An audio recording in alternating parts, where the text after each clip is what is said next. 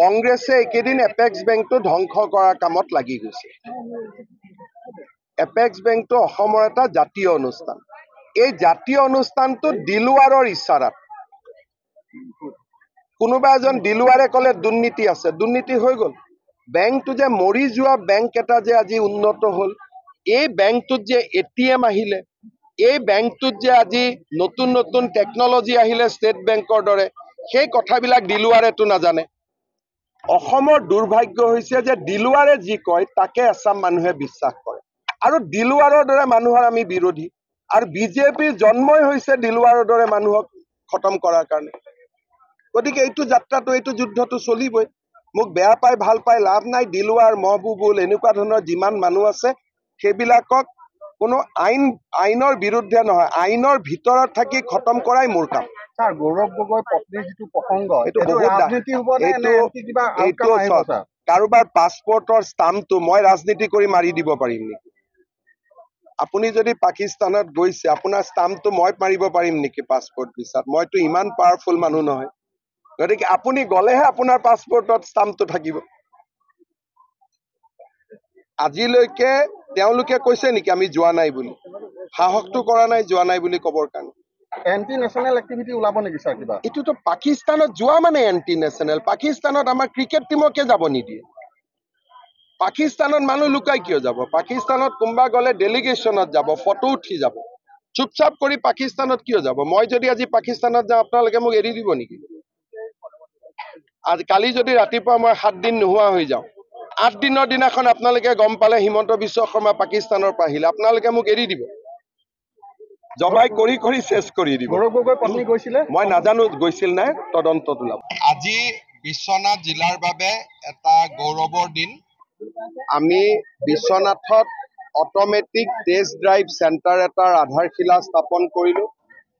গাড়ীৰ ফিটনেছ পৰীক্ষাৰ কাৰণে অট'মেটিক টেষ্টিং লেব এটাৰো আমি আৰম্ভ কৰিলোঁ।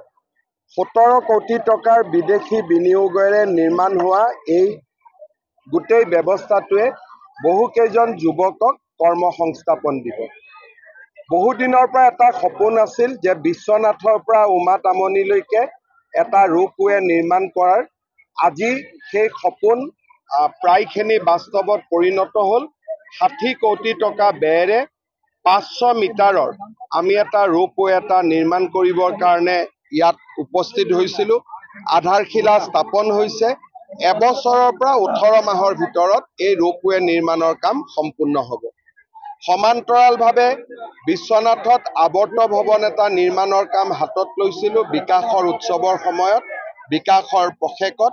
তাৰো আজি আমি শুভ উদ্বোধন কৰিলোঁ। এতিয়া গহপুৰলৈ যাম। তাতো স্বাস্থ্যমন্ত্ৰী হৈ থাকোঁতে GNM আৰু পেৰামেডিকেল ইনষ্টিটিউট এখনৰ কাম আৰম্ভ কৰিছিলোঁ। আজি তাৰো শুভ উদ্বোধন হ'ব।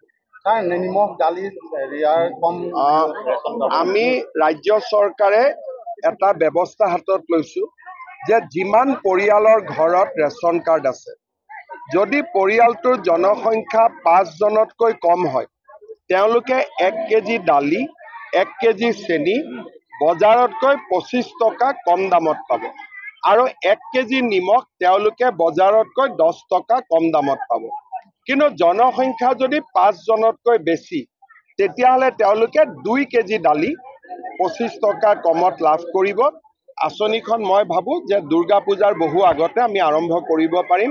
ৰেচন কাৰ্ডৰ দোকানী, কোঅপাৰেটিভ তেওঁলোকৰ লগত এতিয়া আমি আলোচনা কৰি আছোঁ কি ধৰণে বিতৰণ বা ব্যৱস্থা কৰিব পাৰি।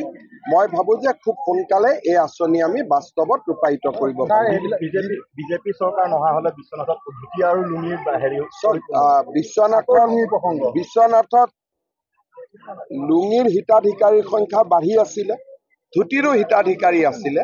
কিন্তু আজি আমি গোটেই পৰিৱেশটো বদলাই tunnel, medical college, BSc nursing college, আমি গোটেই নেৰেটিভটোৱে চেঞ্জ কৰি পেলালোঁ। বিজেপি চৰকাৰ নাহিলে অসমৰ ৰাইজ হয়তো ধুতি লুঙি কুটাতে ব্যস্ত থাকিলেহেঁতেন। যিবিলাক আঁচনি লৈছে, এই আঁচনিবিলাকে বিজেপি বা মুখ্যমন্ত্ৰী নাৰী শক্তি বৃদ্ধি কৰিব নেকি? ডেফিনেটলি কৰিব। ৰাইজেতো আশীৰ্বাদ কৰিব ইমান ভাল আঁচনি পালে।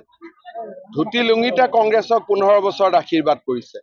যদি ধুতি লুঙি পাই 15 বছৰ আশীৰ্বাদ কৰিছে, অৰুণোদয় পোৱা মহিলাইতো অতি কমেও 30 বছৰ আশীৰ্বাদ কৰিবই।